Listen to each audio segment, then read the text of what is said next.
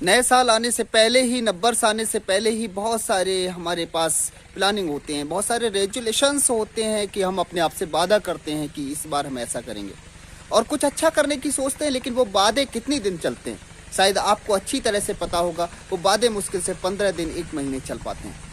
रेजुलेशंस लेते हैं आप, अच्छी बात है, बहुत बढ़िया बात है, लेकिन रेजुलेशंस लेने के लिए आपको कोई दिन का, किसी घड़ी का इंतजार करने की जरूरत नहीं। मैं समझ रहा हूँ हर दिन आपका नया साल है, हर पल गॉड आपको गिफ्ट के रूप में दे रहा है, तो हर क्षण हमें ये रेजोल्यूशंस लेने चाहिए। अच्छे कामों के लिए तो हम किसी समय शुरुआत कर सकते हैं ना, शुरुआत ही करनी है, किसी भी समय इसकी शुरुआत की जा सकती है।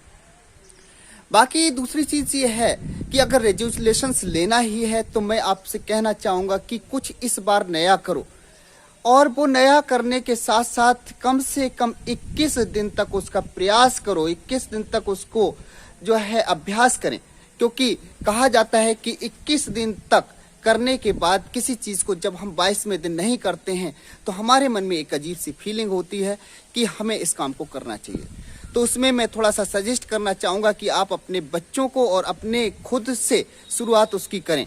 कम से कम हमारे जो धर्म ग्रंथ हैं, किसी भी धर्म के हैं, उनमें सभी में एक कोई ना कोई अच्छी चीज होती है शामिल। धर्म ग्रंथ सारे ही हमारे किसी भी धर्म के कुछ गलत बात नहीं बताते हैं। आपको उनको पढ़ना शुरू करना चाहिए। अगर आपका रेजुलेशंस या अगर आपका वादा, अगर आपका निर्णय ज्यादा दिन नहीं भी चल रहा है तो कम से कम 15 दिन, 21 दिन तक तो आप खींच ही पाएंगे।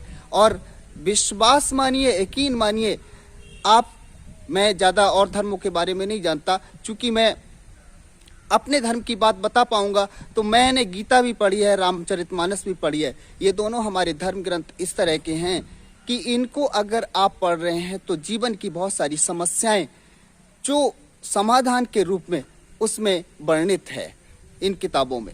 आप शुरुआत करिए, पढ़िए इनको और अपने बच्चों को भी पढ़ाइए, क्योंकि अगर अच्छा नागरिक बनाना है, ना भी अच्छा नागरिक बनाना है, आपको लग रहा है कि हमारा बच्चा पढ़ लिख के नौकरी करेगा, पढ़ लिख कर अच्छी बिजनेस करेगा, लेकिन क्या गारंटी है कि उसके पास पैसा होने के बाद भी वो आपकी सेवा करेगा, वो आप पर ध्यान देगा। बहुत सारे मैंने गार्जियंस को, माँ बाप को रोते हुए देखा है कि भाई हमारा बेटा तो हमें देखता नहीं, हमारे बच्चे तो हम पर ध्यान नहीं देते। क्या वजह है? क्योंकि हम पैसा तो कमा रहे हैं, लेकिन पैसे के कमाने के साथ साथ अपने संस्कार भूल गए हैं।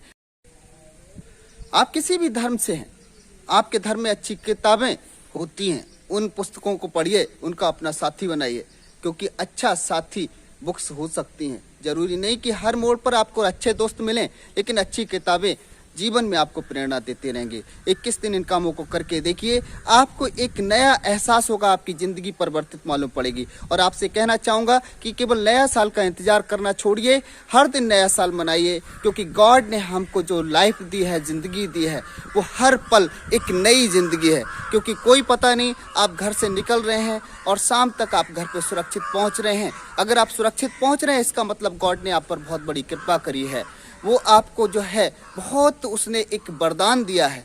तो आप ऐसा करें कि प्रतिदिन को महत्वपूर्ण माने, ना कि एक नए साल का हम इंतजार की घड़ियों में रहें। और इसी के साथ मैं आपको फिलहाल आपकी खुशियों के लिए बोलना चाहूँगा हैप्पी न्यू ईयर, नववर्ष की शुभकामनाएं, और आपसे विदा लेना चाहूँगा। आपका के शर्मा। जय हिंद, जय भारत।